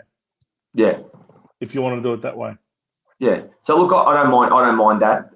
Actually, to be truthful, I don't mind both games on at the same time in certain situations. I know the broadcasters obviously want them to be separate, but it's never going to go back to the old days. But didn't mind the ability to switch or see what was going on elsewhere. Suspense. Well, they've only gone with round 12. There's no Thursday night game. It's only a Friday night game. That's Friday the 3rd of June. Yep. In round 13, that's when the Thursday nights are coming back. So as I said, you've got Richmond versus Port Adelaide at the MCG. Okay, and then Essendon Carlton on the Friday night at the MCG. Yep. The whole round, that Queen's Birthday round, is bookended by Collingwood versus Melbourne at the MCG in the traditional Queen's Birthday blockbuster. That should be a great game. Yep. Round 14, again, this is what I was discussing with you, the Richmond versus Carlton game on the Thursday. Friday, St Kilda versus Essendon. And round 15 is the only round where you've got two Friday night games. Western Bulldogs versus Hawthorn at Marvel at 7:20, followed by West Coast versus Essendon at Optus Stadium. Now, that's, at the moment, last versus third last. Well, it's a jacket wave. I'm trying to understand the logic of this. That's the jacket waving game, isn't it, though? Wow. Is it? I mean, how long ago was that? 93. Do you really honestly believe that there's still the jacket waving going on at West Coast Essendon games? I don't think so. Oh, I've seen a few. I don't think that's the reason why they've scheduled. What's wrong with your tradition? I thought you were a traditionalist, mate. You've changed. No, but seriously, I don't think that's why they would have scheduled the West Coast Essendon game on a Friday night. Surely. No, I know, but there is that bit of rivalry between the two teams. But I know. I honestly think it's a way for the AFL to put a few games on in Perth on a Friday night. They tend to be doing this with West Coast more than Fremantle. I'm not really sure why. Well, the crowds at West Coast are generally bigger. Generally, yes. Definitely that's a stadium made for TV for night. right? Yeah. So there's your two. There's your two things right there. Yeah. And the games start a bit later, also, so you can try and get that that audience as well from an 8:30 perspective. Therefore, they'll stay tuned in to 11:30. So you've got those. You've got those more ads as well. I know I sound like I'm an advertising executive when I go through this sort of stuff, but it literally is where it's all from commercials. Totally. You've got to get the viewer. It's all about the big media deal, isn't it? Right? You've got, Vince. What do you think they started those press conference and started televising them, and then you got Steve-O and Mick Malthouse going head to head, roving Brian, all of those things. What was that for? Because you wanted the viewer to not switch off when the song was sung. You wanted to add some filler, some padding to the broadcast. So then you go from quarter to 11. You try and keep them hanging on till 12 o'clock, maybe, if you could. Yep. That was generally what it was. And then those ads, suddenly then the ads keep going, don't they? So they measure the audience staying or plateauing. It's all about keeping the audience engaged, in other words. Yep, that's right. For as long as possible. Yes, I know. It's all about the almighty dollar and the almighty, media rights deals. They're the things that keep the competition funded and the AFL funded, I guess. So those West Coast games, Vince, they go to quite late. So they start at 8:30. So people are going to be tuned into hopefully the end, unless it's an absolute quarter past 11. Yeah, quarter past 11. Yeah. And then, well, that's the end of the game, of course, quarter past 11. Yeah. By the time they finish the post-match and in the rooms and the analysis and all the rest of it, it'll be midnight. Correct. Beauty. That's an extra hour of revenue they didn't have. Indeed. Look, they are hamstrung to some extent by the three rounds, as I said, 12, 13 and 14, where they're only going to have 6 games. And they're stretching those 6 games over 4 days. So you've got Thursday, Friday, Saturday, Sunday. You've pretty much got scenarios where you're only going to have 1 game on a Sunday at 3:20 in the afternoon on each of those rounds. So round 12, you've got 2 games on the Sunday because there's no Thursday night game. But really, they're stretching it out as much as they can. There's only the 3 games on a Saturday, so you're going to have an early game, a middle of the afternoon game, and a night game, and that's it on most of those occasions. So, I think a lot of people are going to be complaining and whinging that there's not enough games going on every weekend, as they usually do.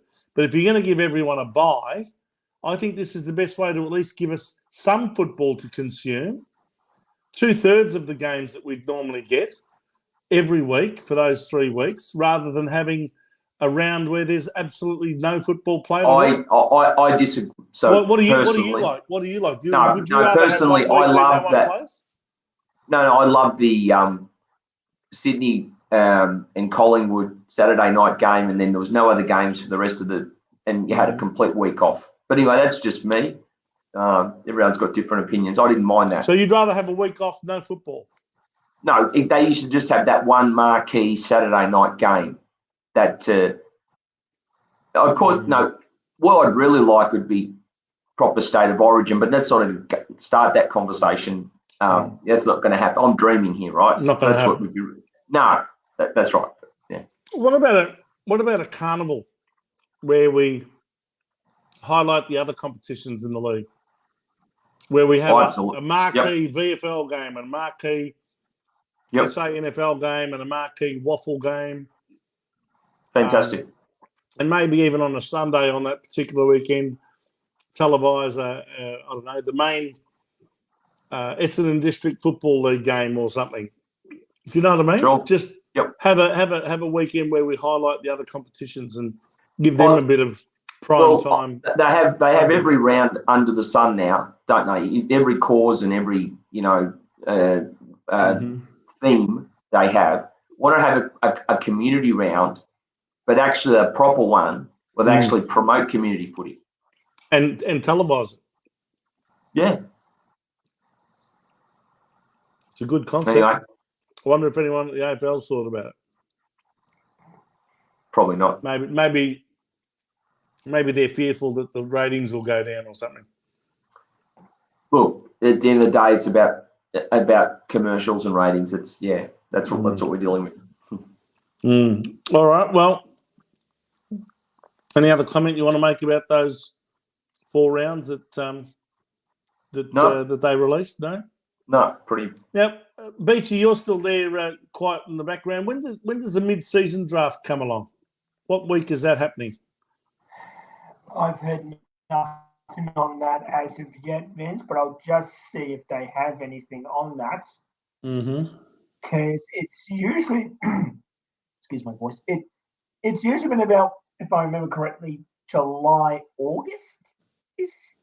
Or if I got that completely wrong. For the mid-season draft? Wouldn't be August. I mean, August, you've only got about 4 rounds left. I think the mid-season draft, from memory, is around about when those buys are taking place. Well, I'm just looking it up now, so just bear with me while I could be wrong, but I would have thought that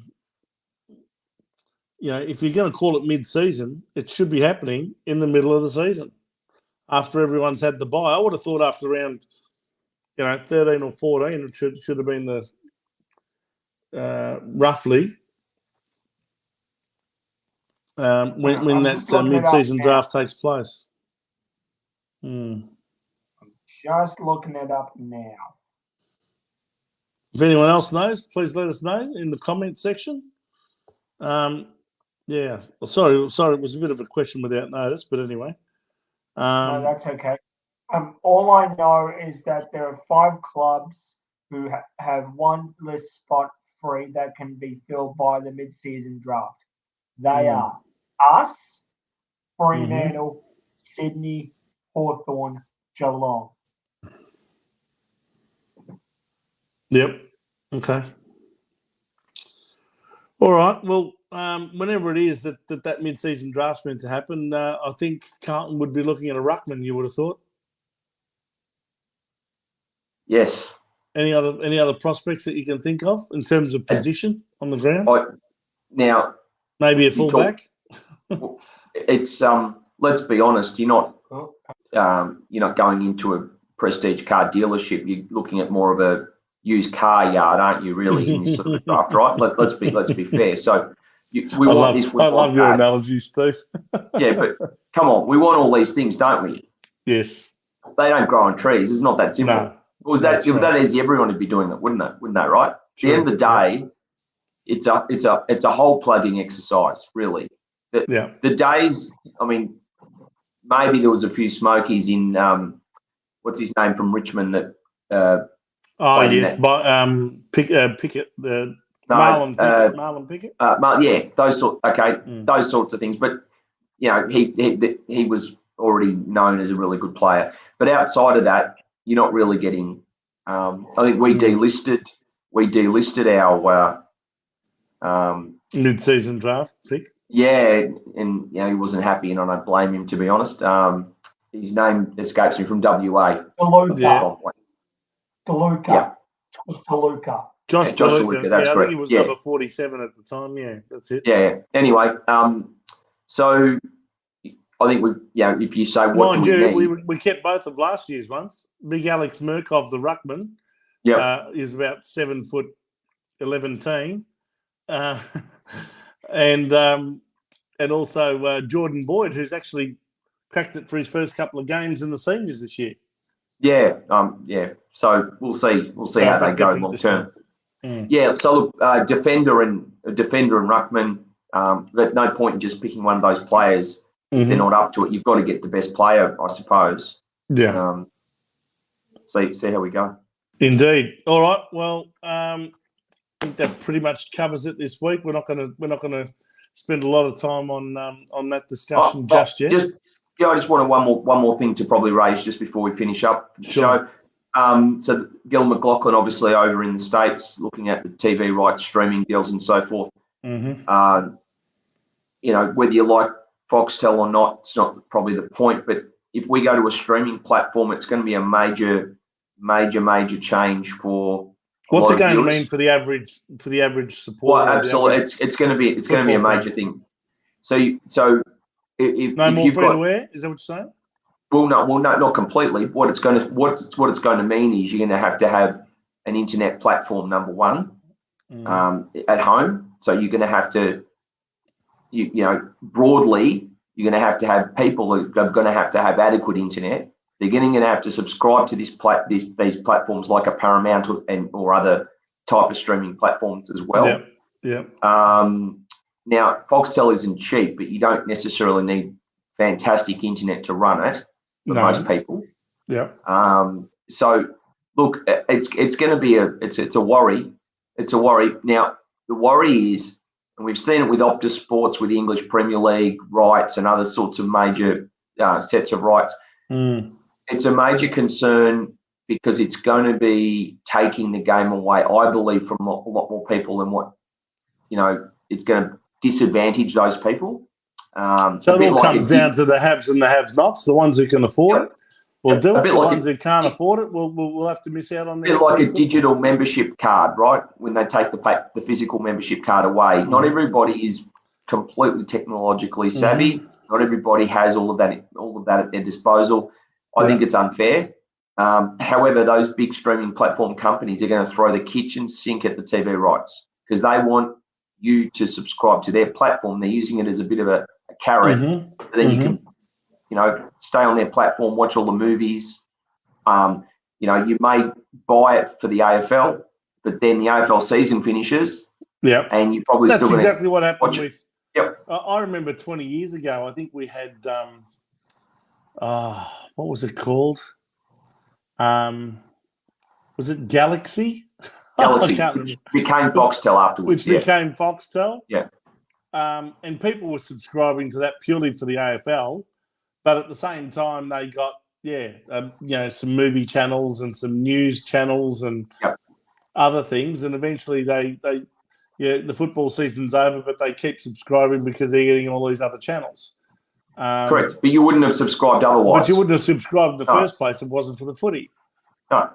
Now, so what I'm saying is, you get your Galaxy or your Foxtel box, it gets set up, the installation man comes and does it, and you pay your bill every month. Yeah. These sorts of things, the person's got to be set up, call me old-fashioned, has to be set up with all the fast internet.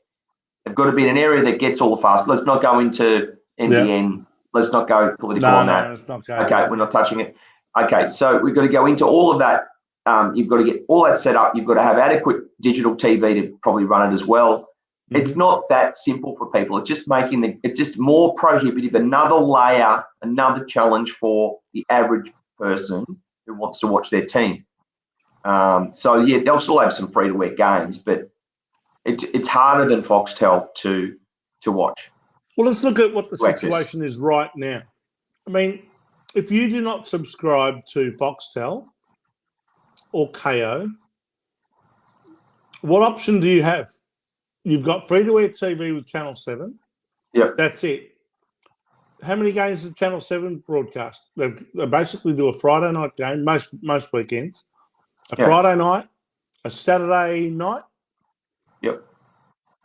And a Sunday afternoon. On Saturday. And a Sunday afternoon. A Sunday afternoon. And if it was a Thursday night, they'll do both of those two, probably, right? Depends. So 4 games. Let's call it 4 games. Now, if you're a team that you support a team that isn't travelling too well based on these fixtures that we just talked about, and you get the time slots that aren't necessarily marquee time slots, you may see your team a handful of times a year if you don't have free-to-wear TV, if you don't have pay TV. Well, for the new developing teams like Gold Coast and GWS, they wouldn't be getting too many free-to-wear games, would they? In their own markets, I believe sometimes they pivot the coverage to the local Channel 7 if you're so in it might Brisbane. be just in Queensland, for example. Yeah. They'll put the Gold Coast but game not all on. the time. Yeah, not all the time. It's still difficult. So I just think we need to bear that in mind. We're talking about fans, not about TV they're rights. surely not going to do that when the game starts at 4:35 on a Saturday afternoon. No, I don't think they would. No, or 1:10 on a Sunday afternoon. If there are 2 Saturday night games, they'll probably show that one on Channel 7. maybe in their local market. But anyway, you get where I'm coming from. It just makes it more. But these streaming companies will throw a lot of money at the AFL, and it'll be hard for the AFL to say no. And it sounds like that's what McLaughlin's chasing, the big dollars. Absolutely. Understand, I mean, that wants to be his parting legacy, his parting gift, what he'll be remembered for. I'd rather him give us a Tasmanian team. Well, he'll do that too, probably. Yeah. Can you see a Tasmanian team coming in, can you, before he leaves? Oh, the negotiations are occurring. I mean, I think that he's got the support of the presidents there, so I believe it will probably happen. What about another team to make it 20? Oh, and where would that team be? Canberra, Northern Territory? No, it wouldn't be Canberra. It should be. It should probably be Canberra, but it wouldn't be. It would be possibly Northern Territory, but then I don't think there's the market there for it from a commercial perspective. Although it would bring the rights up more, the TV rights up. But could the NT sustain a team? Probably not. Yes, they could. If they, I think they can with the support of the Northern Territory government. Well, that's Michael. You've got Michael Gunner's got to be really supporting that, and that's got to be a long-term project. And they'll have to play both Alice Springs and Darwin. No doubt that they're going to have to play a lot more games at Alice Springs, especially during the warmer months. Because it's a bit cooler there than it is in Darwin. Yep, and then you're going to have to give adequate 7-day breaks to anyone that plays that team. Anyway, but we're just hypothesising, but they're just possibilities. You have all these issues with teams having to travel there and go from playing in 8 degrees in Melbourne on a cold July, Saturday afternoon, to all of a sudden playing in Darwin at 31 degrees on a Saturday night. The ball will still be slippery. It'll be just from humidity rather than rain. Yeah. But anyway. But the Northern Territory team itself would have to have an amazing capacity to play football in different climates on a week-to-week basis. Yeah, it's too big. It's a huge challenge. It's a huge ask, isn't it? Yeah. Yes, I wonder. All right. So the TV rights deal, yes. Any other things that you think Gillon McLaughlin will be trying to achieve before he decides to take off and go to greener pastures? No, I think that's what are the main things he's still got to tick off before he leaves? He's announced he's leaving, but at the end, the Tassie team, I think the TV rights negotiation, or at least if he gets a long way down the track with, I think that's important. That'd be the main ones for him. What about the women's competition? Well, that's been. We're going to have the introduction of the final 4 teams, so that every one of the 18 clubs has got a women's team this year. Yeah. So look, he'll be gone though by the time we probably see how that works. It's going to be. We'll start seeing it because. You will start. Competition starts in August. Yeah, but you'll need a full year for it to start in August the following year to really see if that works, though, from a cycle point of view, because how's that going to work? What are those athletes going to do between October and August again, or November and August again? That's going to be interesting. True, very true. Yeah, I think there'll be a few things on his plate before he leaves, but. The other question now is who's going to take over? Who do you like to take over? Who would you like to see take over? And who do you think will take over? Oh, look, it's probably Travis Holt would be probably the one I think they may be looking at. He's a person with a pedigree, but I mean, from a commercial perspective, they may look at someone externally that's got a big profile, but internal. Oh, I'm guessing, mate. I've got no idea. I'm not a recruiter, but who knows? What do you mean by externally? They may go industry. Yeah, absolutely. Yeah, they may do that. If the candidate is skilled enough, definitely. Not a football person like a Brendan Gale, for example, who's currently the CEO of Richmond. Look, that's a possibility. Do they have to be a football person, though? No. Not because does it really matter? I think it's if they're going down this commercial track, it's all about who can bring the dollars in. I think that's really what the way. I think the beauty, but I think even if it's just from a perception point of view, rather than a reality point of view, I think football supporters and fans, I think, question anyone who hasn't had a football background in terms of their decisions, if they're purely just commercial decisions and purely, putting the God Almighty dollar in front of everything. But Vince, even if they question it, who cares? They still love their football team and they'll still keep supporting it. Even if the morality is not there. Does it really matter? We've been accustomed, like sheep, the game has changed in the last 25 years so much. We've just every right that we've had, or every luxury as supporters every benefit has been taken away from us bit by bit by bit by bit by bit. And now we are just customers. And we've got used to it. We've got used to AFL supporters. Yeah.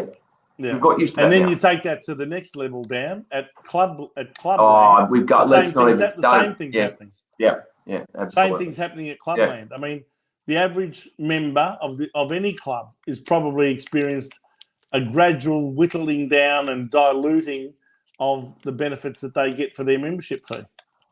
Spot on. And they've just got used to it. Yeah, this is how they just slowly chip away like a chisel, don't they, at the stone, and eventually 1% of the time. 1% of the time. Yeah. And then the cumulative effect is that you've got nothing. So we remember when the presidents actually had a bit of power, and they could. They don't speak out anymore, do they? No, you don't see presidents come out very much against the AFL anymore. No, very rarely. You used to see it all the time. Whether you loved him or hate him, that you had to admire, albeit he had his own agendas. But Eddie Maguire definitely did speak up against the AFL on certain occasions, and he was probably one of the last presidents that probably did that. Maybe Collis from Sydney did a bit as well. Richard Collis, talking through his wallet though, obviously because of the cost of living allowance and all that sort of business. And I mean those issues, but nonetheless, they probably did. But then after that, it's been few and far between.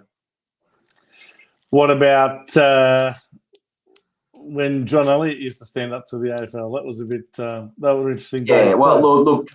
He stood up. Going back too far. We are going back too far. He stood up, but he probably went maybe too far because what he then did is erode relationships as well. I think there's a balance that you've got to have. Understand that you need a relationship with them, but you still are not a pushover. I think the presidents of all get. On any decisions, they all get told this is how it's going to be. It's all, all negotiated before any votes on any matters when they have their president meetings all together, and they all vote accordingly. At the end of the day, though, I mean, the clubs themselves essentially, as a collective, gave away their power and gave away their rights. Correct. When they sold the AFL Commission. Yeah, but they did, but they still could push hard. Publicly, they say nothing now. In those days when they gave it the AFL, you're right, and they did that, what was it, 87, I think it was, or thereabouts. Mm-hmm. They lost their rights, yes, but they still were vocal. But there's no point being vocal if at the end of the day, City Hall is going to get its way regardless of how much you bark. They will, but City Hall doesn't want bad public. If you've got no bite and you're all bark, yeah, they're still going to do whatever suits them. They will, but they don't like bad publicity nonetheless. And that's, I think, what the presidents at least gave them. To keep them honest a little bit. But you are right, yes. Anyway. Yeah, I look forward to the day that Luke Sayers takes it up to the AFL. On anything that matters to Carlton. That'll never happen. Well, it might be. But we'll see. We'll see. Yeah, I've absolutely no chance. No chance. Yeah, he would be. I mean, Jeff Kennett's on the way out the door at Hawthorn. You'd say he'd be one of the last of the vocal presidents. Eddie Maguire's gone. Now you got Jeff Kennett. Once Jeff Kennett's gone, can you name one other AFL president who would be prepared to come out publicly and speak out against the AFL if they felt that they weren't acting in the best interest of the clubs? I can't name one. No. I can't either. And there seems to be a growing trend for women to be the president now. We've seen it at Melbourne. We've seen it at the Western Bulldogs. Yep. We've seen it at Richmond with Peggy O'Neill. Well, I think. Do you see this becoming a trend that will continue, or is it just a coincidence that we had three women all at once? You've got a directorship. You've got at least a couple of directors on a lot of the boards now. So just purely through that, they will have more female presidents. I think, I don't know. At one Do you know time, one of the reasons why there are so many females? State government funding. State government funding. So the state government essentially. Because the state government says if you don't have enough females on your board, we will not give you the funding. It's almost holding it a ransom.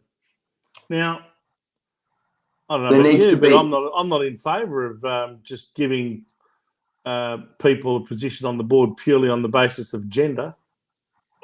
Look, if there's good succession planning from that perspective, I think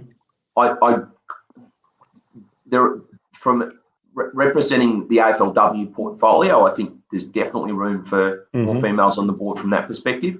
But there needs to be a succession plan. It's not just go and handpick someone from somewhere that's a member or not even a member like Collingwood did.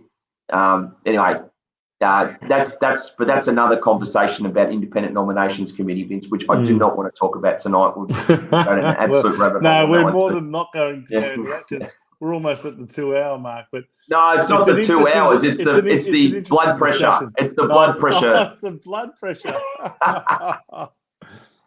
Yes. Well, I think I've said to you once before, I had low blood pressure once, and my doctor subscribed me to become a Carlton supporter so that I can get my blood pressure up. Anyway, gentlemen, I think we've probably done enough for another Sunday night.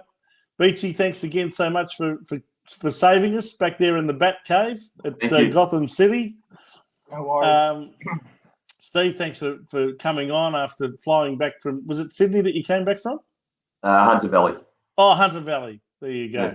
Beautiful Hunter Valley. What, from Newcastle then? You came from Newcastle? Yeah, flew back from there. That's right, yeah. Very good. I hope you enjoyed a nice couple of days at the wineries down there.